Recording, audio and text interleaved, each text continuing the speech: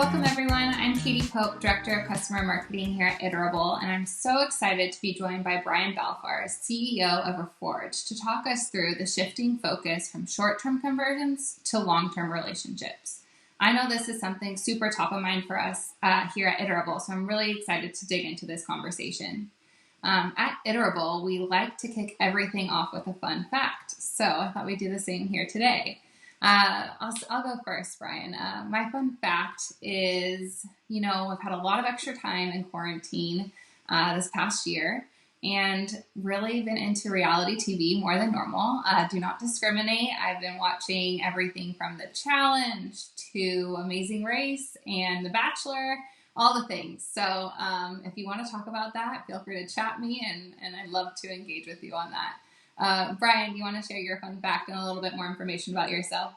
Guilty pleasures. I like guilty pleasures as a fun fact. Okay, so my fun fact is that I was at the weddings of Shaquille O'Neal, Adam Sandler, and Charlie Sheen. Obviously, they did not get married to each other, but separate weddings. And I wish I was cool enough to say that I was there as a guest. However, the real story is that I had a family member who planned a lot of celebrity weddings in LA, and I got to work with him for a couple summers during college. And so it was one of the coolest summer jobs I ever had as a kid. And so they were quite the experiences. Yeah, no kidding. I feel like I've worked some catering events, but not for anyone famous like that. So that's pretty cool.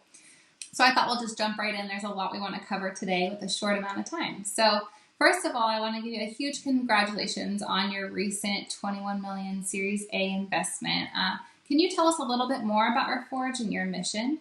The easiest way to tell the story is just kind of like, how did Reforge even happen? So prior to Reforge, I was the VP of growth at HubSpot, helped them on a few initiatives, which I'm sure we'll talk a little bit about today in examples. But one of the things I noticed is as my team grew there is that I would get these requests for professional development from my team almost on a weekly basis.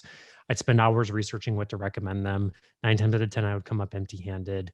And that just made me feel like a terrible manager. And it was like a crazy situation. We had an amazing and supportive L&D budget at HubSpot, but like less than 30% of it was used on my team. That was pretty consistent across all the teams internally and externally to HubSpot. And most of it was just because the managers and the individuals couldn't find anything that they really wanted to do. And so we created this a program on the side, Andrew Chen and I, called the Growth Series.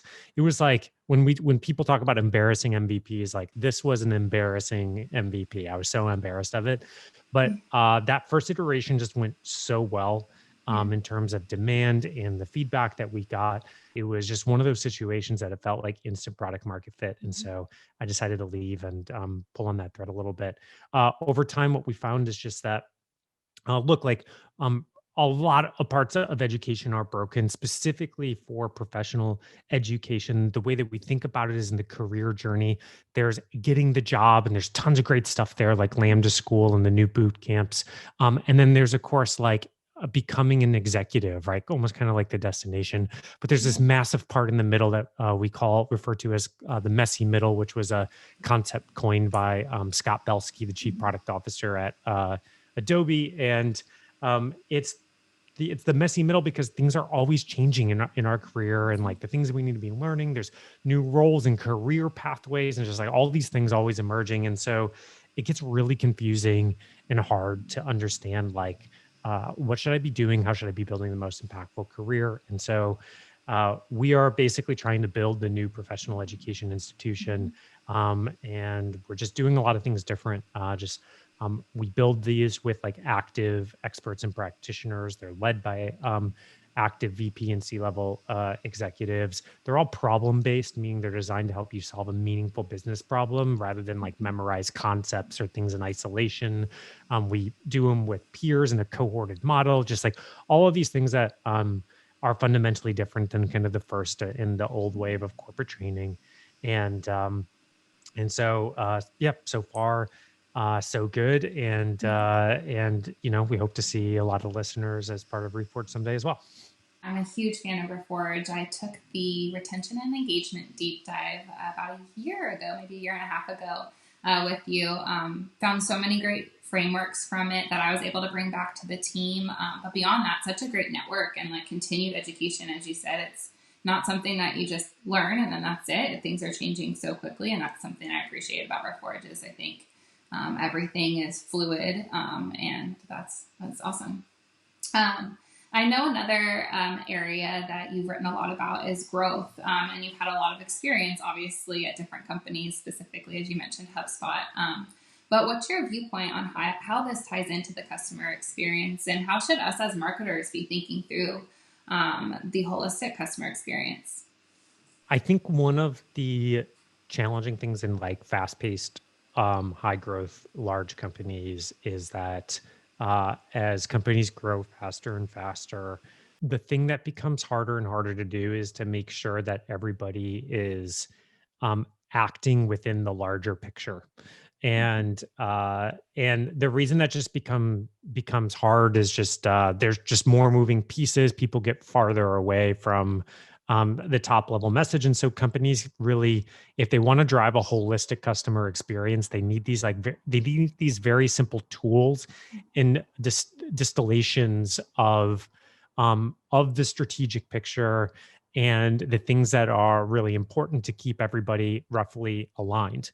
And Mm-hmm. there's many different versions of this, but one tool that we use at Reforge, and actually we teach as the very first thing in the retention and engagement series, Mm-hmm. is what we call the use case map. What the use case map is really designed to do is get everybody aligned and acting around a set of things that tie together, which is the problem that's being solved, the audience that you're solving that problem for, the reason that they are choosing your product or using your product for that problem over the alternatives, in other words, the motivations, um, as well as what is the frequency of that problem, and how do they tend to interact around that frequency.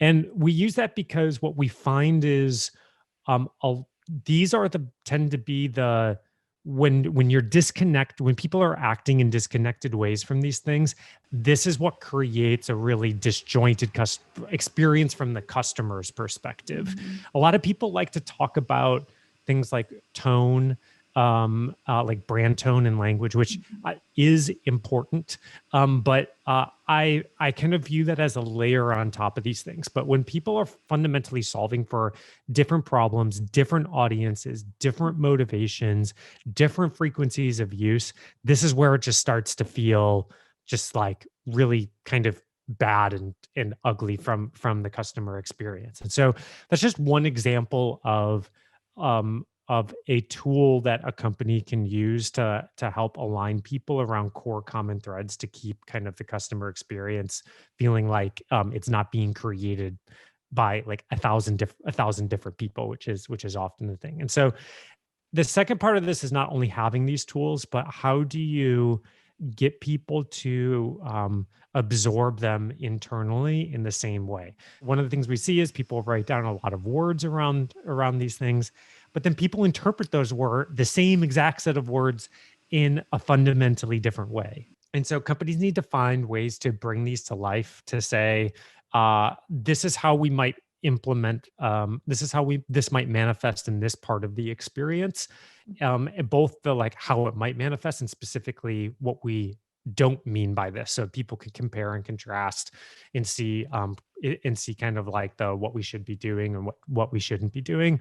But oftentimes we see a lot of orgs kind of communicate this thing out and expect everybody to be aligned. I wish it was that easy, but unfortunately, it's not. We're all human beings. We all have our own brains. We all interpret things different ways, tell our own stories, come up with our own manifestations. And so, we need to find a way to align around those things. Two things that you said kind of also resonate with me, and I also try and keep top of mind is like focus. I think a lot of this provides a lot of focus, right? Clarity across the org. But then too, it's also kind of making sure you're keeping the customer at the forefront rather than the business and what the business wants. And it's really focusing on the customer problems. And I think that's something that through that can be very unifying for a business. And so That was also something that really resonated with me through what you said about that. But to that point, I do think that there is that struggle of having the needs of achieving that short-term growth that a lot of us might be tasked with on a day-to-day basis,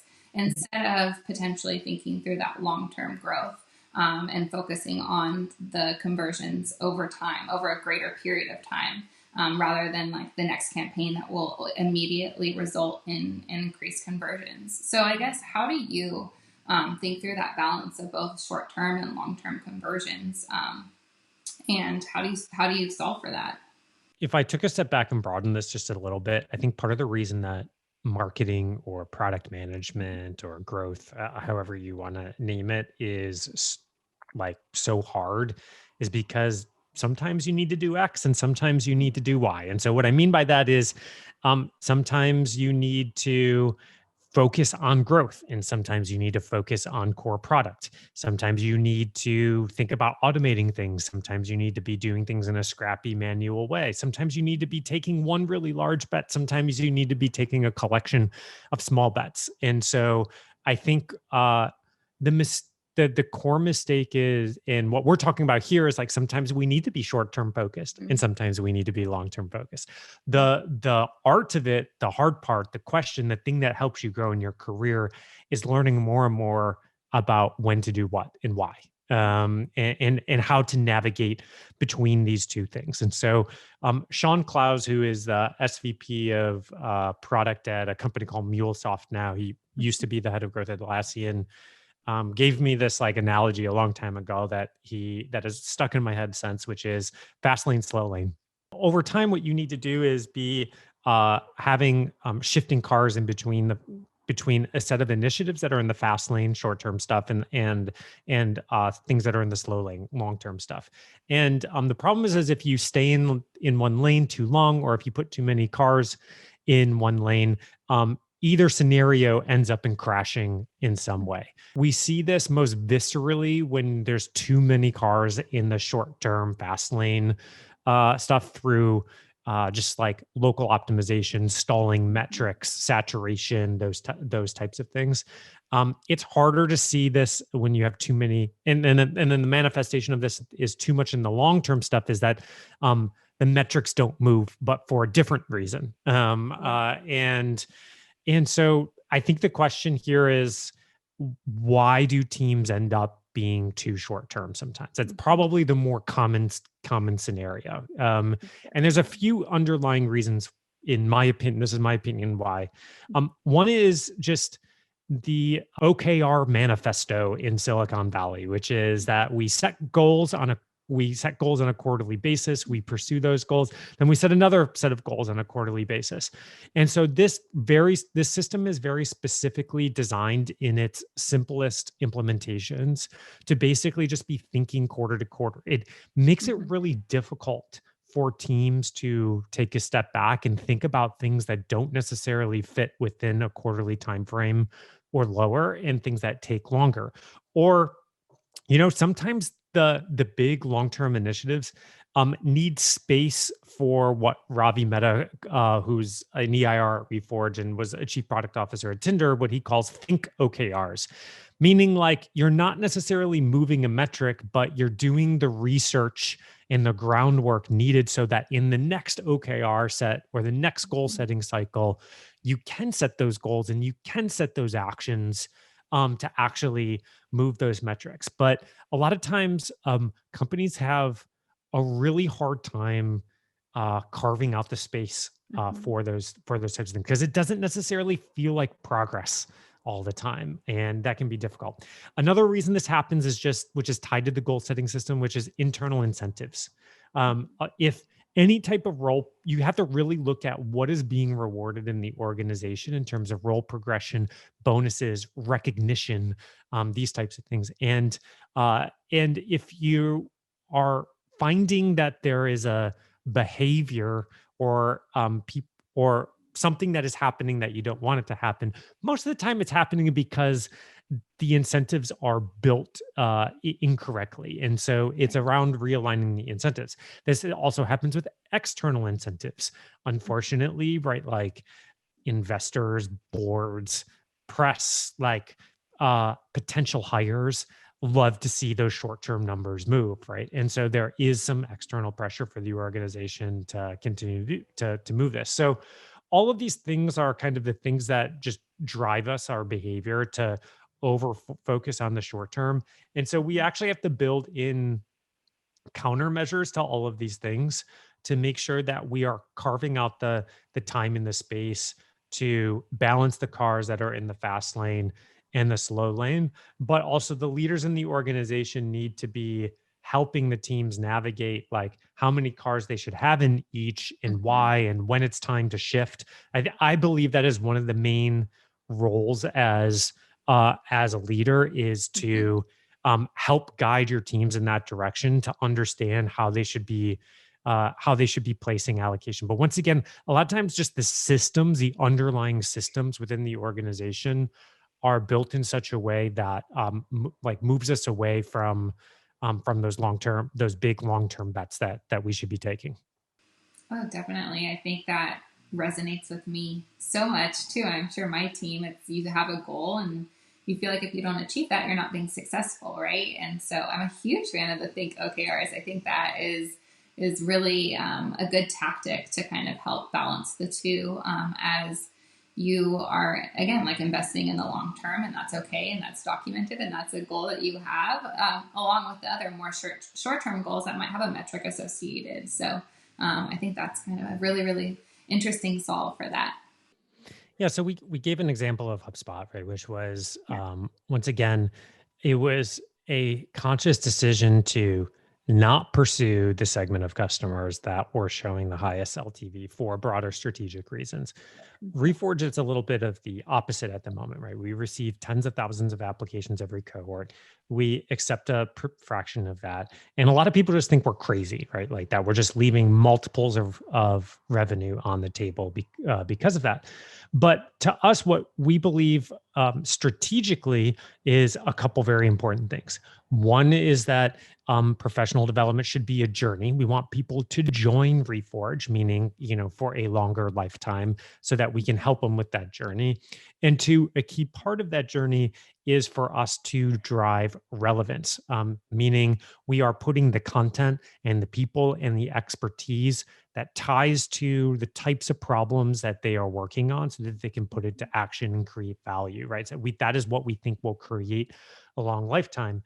And so as a result, what we do is we specifically have designed the application process to screen for things to drive that relevance that we think will drive that longer lifetime value. So, in that context, we are using LTVs as we are specifically choosing a segment of our audience to drive a longer lifetime value in a healthier ecosystem and a healthier products. So, once again, though, that these metrics, like you have to start with the question is what is its purpose? How are we using it to make decisions, and what role does it play in our broader strategic decision? You make great points just kind of about like how to really think through it and not just attach yourself to that metric and hold on to it and think that's the only thing that's really gonna pay off.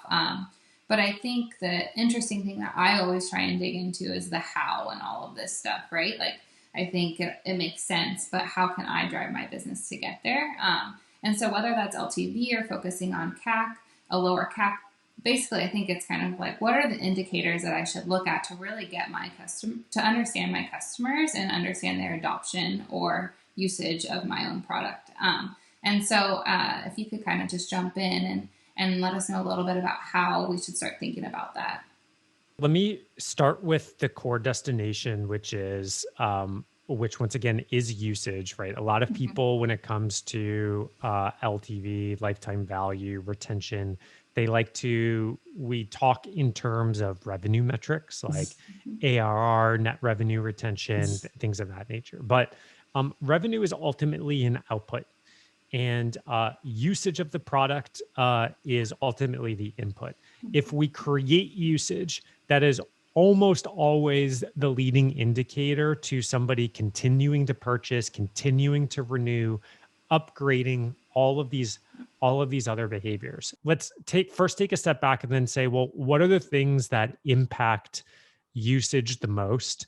And then once we have usage, what are the additional pathways that we can use to impact LTV? So taking a step back and saying, okay, what are typically the biggest levers to impacting usage? And the two most primary ones are audience segmentation and activation. So a lot of bad usage starts at the very beginning, which is just not acquiring the right segment of users under the right context. It's kind of just like setting up your users for failure, and honestly, setting up your teams for failure. Right? Mhm. If going back to that use case map that we started the session off with, if we're targeting and acquiring people of a fundamentally different audience, or people within our target audience, but who have a fundamentally different problem or are motivated by different things, right? These are the things that it's not like we can just rebuild our product in a jiffy to align to these motivations, align to these problems, right? And so it's almost like a setup for a failure. There's almost nothing that we can do in order to create super healthy usage. And this is why and so this is why audience segmentation is one of those levers. And so it's important to, once again, not just think about your audience in the context of who they are, which are things like demographics, roles, firmographics, what types of companies they're in, but also what is the problem that they're solving, and what is their motivation. These are the segments that tend to influence behavior more. So going back to the HubSpot example, we tended to focus on the mid market. We tended to focus on VPs of marketing, but within that, the real problem that we were solving was. We were building an all-in-one marketing tool. So rather than adopting like Hootsuite, a different CMS, an email tool, like all those things, and tying it together. Our core value prop in the early days was all in one value prop. And so us forcing that person, through the acquisition funnel, like all that was doing is setting us up for churn. And that is what Mhm. like leads to bad LTV, bad usage, bad churn, and bad LTV. And so I think that's the first question I always talk to teams about, is just like, are we setting ourselves up for success? If yes, then we move on to the second big lever, which is activation, which is how do we establish the habit with the user? If you think about establishing any sort of habit in your life, a new diet, I don't know, not binge watching reality TV shows anymore. If you want to cut that out, I don't know. Uh, it is a really like like new habits are really difficult, but that's exactly what somebody's doing when they're adopting your product, is they are establishing a new habit in your life. And so we have to treat that phase of the user life cycle fundamentally different than all of the other stages in the user life cycle. And the reason this is the second biggest lever is because, as we all know, is like once we establish the habit, everything else becomes 10x easier. In like software product parlance, right? Getting them to adopt that next feature or that add-on or whatever it might be that you're trying to get them to do fundamentally comes different. But it all starts with establishing the habit around the product. So that's why improvements in that activation piece tend to have just a fundamentally like compounding effect on everything else downstream. Now, once you do that and you've created habit around the usage, then you can start to think about all of these other monetization levers. Um, Things like designing, if you're a subscription product, new tiers, Mhm. add-ons, new product lines. All of these things are basically levers to take somebody from their additional like their initial like base of monetization, and is essentially get them to expand. And you use these things at different times. And so this was another evolution that HubSpot went through, which was, Mhm. we had the marketing product, we had a few tiers, we had our core pricing metric, which was contacts, but we pulled all of these levers over time. We first decided to do add-ons to the marketing product, which I think were like reporting, a paid ads add-on. We also did new tiers to that. But the biggest thing that we did was new product lines, which is the thing that I worked on. So we went from the marketing software space to the sales software space to the customer support space. And all of these created new pathways for users that are actively using, to expand their monetization and expand their LTV over time. But these things don't matter unless you have done the other things, unless you've done the other things first, which is why, once again, it all comes back to the core. Most of the efforts for like most of the early years of a company are all focused on how do we create that really healthy foundational core usage in the product. It makes it sound so simple that it's like, why haven't we all cracked this code? But I think that what I really take away from that is just staying focused, again, starting with the use cases, really focusing on activation. And once you really get them to build those habits and form them, I think you kind of carry them on to a really, hopefully, fruitful and long customer experience with your brand. So I think we're wrapping up on time here, Brian. I just want to say thank you so much. But before I let you go, is there any final advice you'd like to leave the listeners here at Activate today? Well, my final advice was going to actually be the thing that you just said, which is I always like to remind people on these things that this stuff is hard. So I think the things like Activate, you hear all of these well synthesized thoughts. But I can tell you, for me and for every other person that you're listening to, when it came to actually doing it and in the thick of it, this stuff was hard. It was messy. And I just say that because at least I look back at myself, and I think sometimes I would hear these things, and when it did get hard, I felt like I was doing something wrong or on the wrong path, or any of that. But no, like all of these things, all of these lessons that you and I talked about today, Katie, are should be Yeah. used as tools to get to the right solution. But like if we just gave you a set of hammer and nails, like you still gotta build the chair, and oftentimes you're gonna build like three bad chairs before you build the good chair, or whatever it is that you're building. So I just like to put that reminder out there. It's something that we talk about a lot in Reforge too, is that, yeah, this stuff, it's messy, it's a journey. And but I think a lot of us don't do this because I say that I don't do this because it's fun, like going on vacation with my college buddies is Mhm. fun. I do it because it's challenging and rewarding. Right. And so anyways, like that, I think I always like to leave people with that reminder. Yeah, and I think it really kind of ties back to why we're here at Activate, is to celebrate those people that are kind of discovering new ways and breaking down those challenges that it is, because it's not easy, and we want to celebrate those wins. So that's why we're here, to celebrate the dreamers, builders, and makers that really make it all happen. So, anyways, I just want to say thank you so much for your time, Brian. Again, like, huge fan of Reforge, and you love hearing you just talk about all of these things.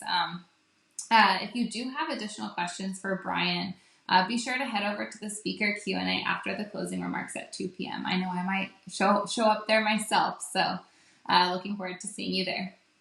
Thanks for having me.